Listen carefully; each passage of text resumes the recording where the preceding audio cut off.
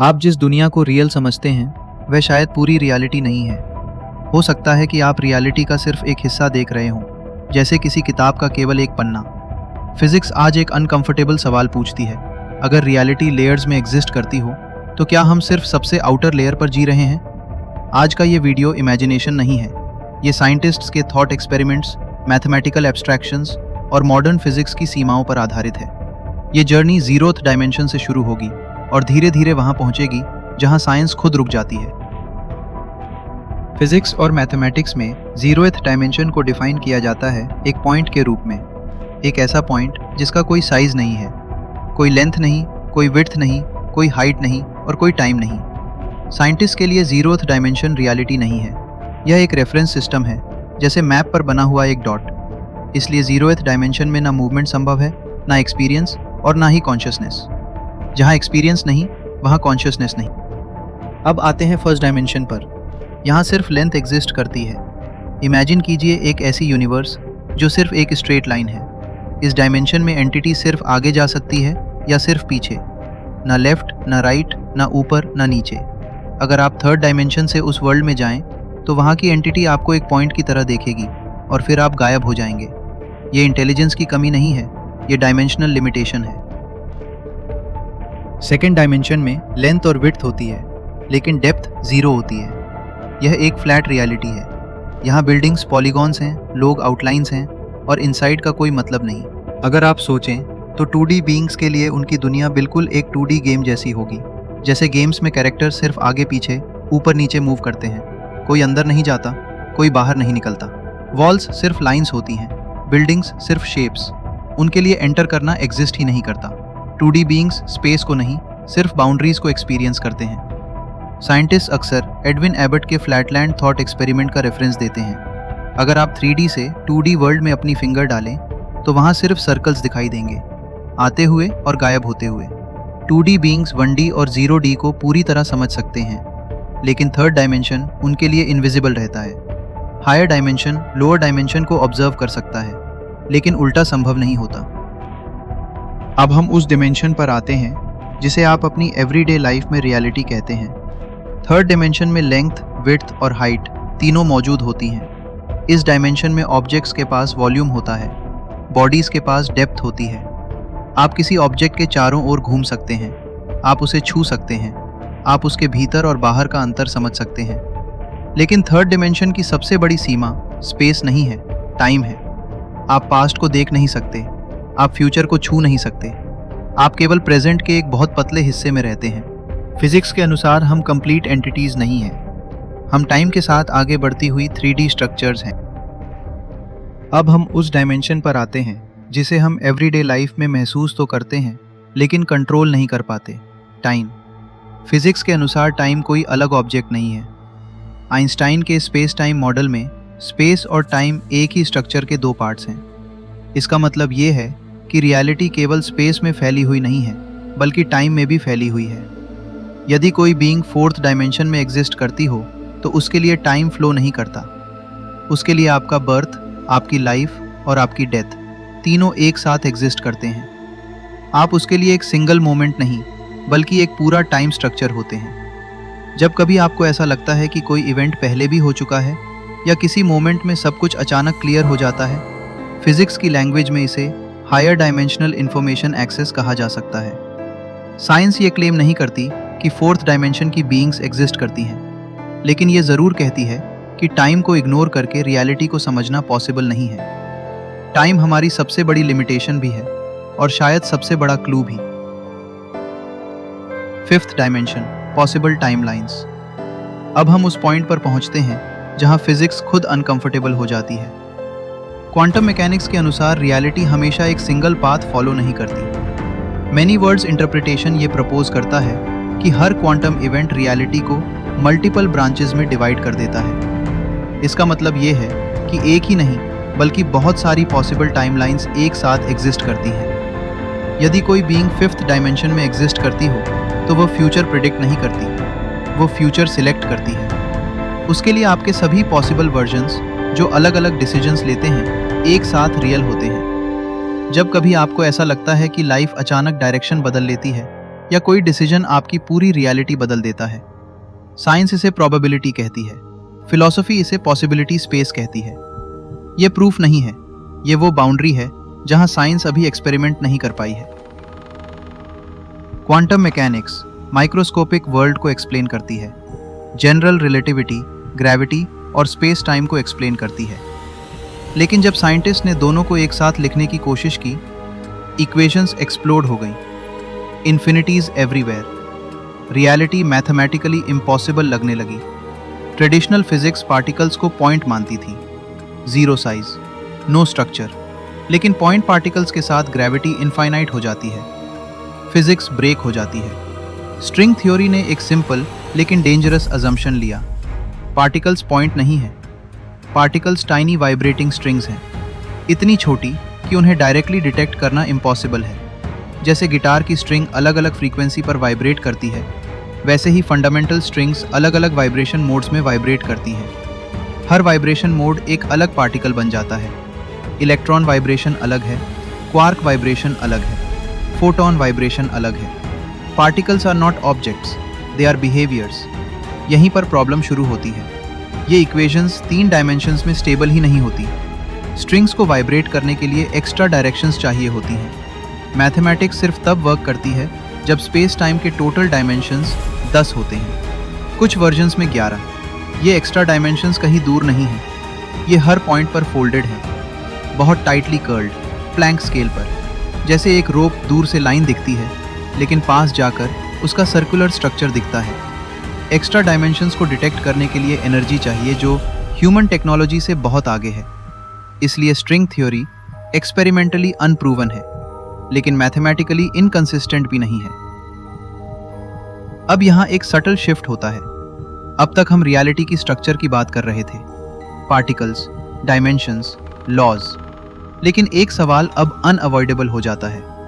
Reality का structure जितना भी कॉम्प्लेक्स हो, उसे एक्सपीरियंस कौन कर रहा है? इक्वेशंस एक्सपीरियंस नहीं करती, स्ट्रिंग्स एक्सपीरियंस नहीं करती, डायमेंशंस एक्सपीरियंस नहीं करती। यहीं पर कॉन्शियसनेस का क्वेश्चन आता है, not as spirituality, not as belief, but as a scientific problem. Science जानती है कि कॉन्शियसनेस ब्रेन से कोरिलेटेड है। ब्रेन डैमेज कॉन्शियसनेस को चेंज करता है, केमिकल्स कॉन्शियसनेस को चेंज करते हैं। So consciousness free floating prove नहीं हुई है। फिर भी साइंस ये एक्सप्लेन नहीं कर पाई कि एक्सपीरियंस इमर्ज कैसे होता है। इंफॉर्मेशन प्रोसेस होती है, लेकिन एक्सपीरियंस क्यों होता है? This is not philosophy, this is an unsolved scientific problem. अभी तक कोई एक्सपेरिमेंट ये प्रूव नहीं करता कि कॉन्शियसनेस डायमेंशंस क्रॉस करती है। कोई डाटा ये प्रूव नहीं करता कि कॉन्शियसनेस बॉडी से इंडिपेंडेंट है। लेकिन ये भी प्रूव नहीं हुआ कि कॉन्शियसनेस सिर्फ कंप्यूटेशन है। स्ट्रिंग थ्योरी ने हमें ये सिखाया कि रियलिटी स्ट्रक्चर से ज़्यादा कॉम्प्लेक्स हो सकती है। कॉन्शियसनेस का प्रॉब्लम हमें ये याद दिलाता है कि ऑब्जर्वर भी उतना ही कॉम्प्लेक्स है। अब नेक्स्ट स्टेप इनएविटेबल है, 6th डायमेंशन, जहाँ फिजिक्स लॉज को डिज़ाइन के रूप में देखना शुरू करती है। अब तक जो डायमेंशन हमने देखे, उनमें एक बात कॉमन थी, सब कुछ एक सेट ऑफ रूल्स के अंदर हो रहा था। ग्रेविटी का रूल, टाइम का रूल, पार्टिकल्स का बिहेवियर। अब एक सिंपल सवाल पूछते हैं, क्या ये रूल्स बदल सकते हैं? मान लीजिए आप एक वीडियो गेम खेल रहे हैं। गेम में ग्रेविटी फिक्स है, जंप हाइट फिक्स है, डैमेज का रूल फिक्स है। अब इमेजिन कीजिए आप गेम के अंदर नहीं, गेम के सेटिंग्स मेन्यू में पहुंच गए हैं। यहीं से 6th डायमेंशन शुरू होता है। 6th डायमेंशन का मतलब है रूल्स को चेंज करने की फ्रीडम। यहाँ क्वेश्चन ये नहीं होता कि क्या होगा, यहाँ क्वेश्चन होता है रूल्स क्या होने चाहिए। हम अज्यूम कर लेते हैं कि फिजिक्स के लॉज फिक्स्ड हैं, लेकिन लॉजिकली ऐसा होना ज़रूरी नहीं है। ग्रेविटी थोड़ी ज़्यादा होती तो स्टार्स कोलैप्स हो जाते, ग्रेविटी थोड़ी कम होती तो गैलेक्सीज बनती ही नहीं। इसका मतलब रूल्स थोड़े से भी बदले तो पूरी रियलिटी बदल जाती है। यहीं पर साइंस और फिलॉसफी एक दूसरे से मिलते हैं। साइंस पूछती है रूल्स कौन डिसाइड करता है, फिलॉसफी पूछती है रूल्स का रीज़न क्या है। 6th डायमेंशन इसी सवाल का स्पेस है। 7th डायमेंशन, सब कुछ जो पॉसिबल। अब एक और स्टेप लेते हैं। 6th डायमेंशन तक हम रूल्स चेंज कर पा रहे थे।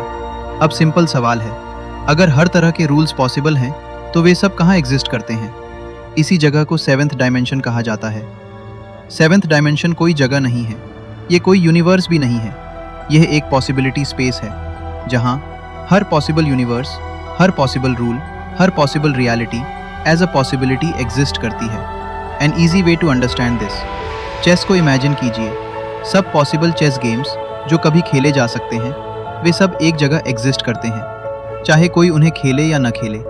सेवेंथ डायमेंशन रियलिटी का चेस बोर्ड है। सेवेंथ डायमेंशन में टाइम फ्लो नहीं करता, कोई स्टोरी नहीं होती, कोई जर्नी नहीं होती, बस पॉसिबिलिटीज होती हैं, pure, raw, unlimited.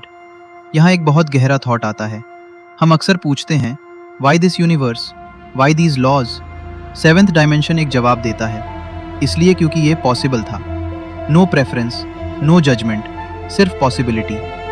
Seventh dimension से आप एक पर्सन नहीं दिखते, आप एक नेम नहीं दिखते, आप एक एक्सपीरियंस पैटर्न दिखते हैं। बर्थ से डेथ तक एक कंप्लीट स्ट्रक्चर। सातवां आयाम तक हम पॉसिबिलिटीज की बात कर चुके हैं। हर पॉसिबल यूनिवर्स, हर पॉसिबल रूल, हर पॉसिबल रियलिटी। अब यहाँ एक और डीपर सवाल आता है, क्या ये पॉसिबिलिटीज भी किसी स्ट्रक्चर के अंदर हैं? एट्थ डायमेंशन का मतलब है ऑल पॉसिबल स्ट्रक्चर्स, सिर्फ यूनिवर्सेस नहीं, स्ट्रक्चर खुद, लॉजिक के स्ट्रक्चर्स, मैथमेटिक्स के स्ट्रक्चर्स, रियलिटी को डिफाइन करने के तरीके। An easy way to understand this, language को इमेजिन कीजिए। हिंदी एक स्ट्रक्चर है, इंग्लिश एक स्ट्रक्चर है, प्रोग्रामिंग लैंग्वेजेस अलग स्ट्रक्चर्स हैं। अब इमेजिन कीजिए सिर्फ एक लैंग्वेज नहीं, सब पॉसिबल लैंग्वेजेस एग्जिस्ट कर रही हों। एट्थ डायमेंशन रियलिटी के सब पॉसिबल ग्रामर्स का स्पेस है। फिजिक्स ये मानता है कि रियलिटी मैथमेटिक्स फॉलो करती है। एट्थ डायमेंशन ये पूछती है, कौन सी मैथमेटिक्स, सिर्फ जो हम जानते हैं या जो लॉजिकली पॉसिबल है? यहाँ कॉन्शियसनेस फिर से एंटर करती है। कॉन्शियसनेस स्ट्रक्चर के बिना एग्जिस्ट नहीं करती। थॉट का स्ट्रक्चर होता है, मेमोरी का स्ट्रक्चर होता है, मीनिंग का स्ट्रक्चर होता है। एट्थ डायमेंशन का क्वेश्चन है, क्या कॉन्शियसनेस सिर्फ एक स्ट्रक्चर में पॉसिबल है या मल्टीपल स्ट्रक्चर्स में? अब हम एक और बाउंड्री क्रॉस करते हैं। एट्थ डायमेंशन तक हम स्ट्रक्चर्स की बात कर रहे थे। अब सवाल ये है, स्ट्रक्चर को भी कौन डिफाइन करता है? नाइन डायमेंशन का मतलब है the space where all structures are comparable. यहाँ अलग अलग रियलिटीज़, अलग अलग लॉजिक्स, अलग अलग मैथमेटिक्स एक ही लेवल पर रखी जाती हैं। इमेजिन कीजिए आप एक ऑपरेटिंग सिस्टम डिज़ाइनर हैं। विंडोज़ एक स्ट्रक्चर है, लिनक्स एक स्ट्रक्चर है, मोबाइल ओएस एक स्ट्रक्चर है। इन तीनों के रूल्स अलग हैं, इनका इंटरफेस अलग है, इनकी इंटरनल लॉजिक अलग है, लेकिन डिज़ाइनर की दृष्टि से ये सब कंपेरेबल हैं।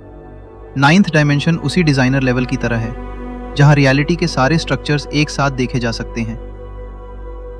यहाँ कॉन्शियसनेस सिर्फ ऑब्जर्वर नहीं रहती, यहाँ कॉन्शियसनेस कंपैरिजन बन जाती है। मीनिंग अलग अलग स्ट्रक्चर्स को कंपेयर करके ही बनती है। अंडरस्टैंडिंग बिना कंपैरिजन के पॉसिबल नहीं होती। नाइन्थ डायमेंशन कंपैरिजन का स्पेस है। शायद रियलिटी का डीपेस्ट फीचर एग्जिस्टेंस नहीं, कंपैरिजन है। Difference, relation, context. अब हम आखिरी डायमेंशन पर पहुंचते हैं। फर्स्ट से नाइन्थ डायमेंशन तक हमने लेयर्स देखी, objects, time, timelines, rules, systems, logics. हर स्टेप पर कॉम्प्लेक्सिटी बढ़ती गई। लेकिन अब सवाल ये है, क्या कोई अंतिम सीमा है? टेंथ डायमेंशन का मतलब है totality of all that can ever exist. सिर्फ यूनिवर्सेस नहीं, सिर्फ रूल्स नहीं, सिर्फ स्ट्रक्चर्स नहीं, सिर्फ लॉजिक्स नहीं, बल्कि जो कुछ भी लॉजिकली पॉसिबल है। इमेजिन कीजिए एक किताब नहीं, एक लाइब्रेरी नहीं, बल्कि वो पूरी रियलिटी जिसमें हर पॉसिबल स्टोरी पहले से मौजूद हो। कोई नया एडिशन नहीं हो सकता क्योंकि सब कुछ पहले से शामिल है। यहाँ ग्रोथ नहीं है, यहाँ चेंज नहीं है, यहाँ एवोल्यूशन नहीं है, क्योंकि चेंज तभी होता है जब कुछ मिसिंग हो। यहाँ कुछ मिसिंग नहीं है। अब वो सवाल जो हर माइंड पूछता है, क्या गॉड यहीं रहते हैं? अगर गॉड को एक बीइंग की तरह सोचें जो कहीं रहते हैं, जो किसी लोकेशन में मौजूद हैं, तो नहीं। टेंथ डायमेंशन कोई जगह नहीं है, ये एग्जिस्टेंस का कंप्लीट सेट है। बट अगर गॉड को अल्टीमेट टोटलिटी समझें, जिसमें सब कुछ शामिल है, जिससे बाहर कुछ नहीं, तो कुछ लोग टेंथ डायमेंशन को उसी आइडिया के बराबर मानते हैं। लेकिन ये फेथ का सवाल है, फिजिक्स का नहीं। डायमेंशंस बढ़ते गए, लेकिन एक बात कांस्टेंट रही, कॉन्शियसनेस। क्योंकि चाहे कितनी भी डायमेंशंस हों, उन्हें समझने वाला माइंड हमेशा प्रेजेंट है। हो सकता है 10th डायमेंशन बाहर नहीं, बल्कि पॉसिबिलिटी के रूप में हमारे अवेयरनेस में ही हो। रियलिटी कितनी बड़ी है, ये सवाल इम्पॉर्टेंट है, लेकिन शायद उससे भी बड़ा सवाल है, आप कौन हैं जो ये सब जानना चाहते हैं।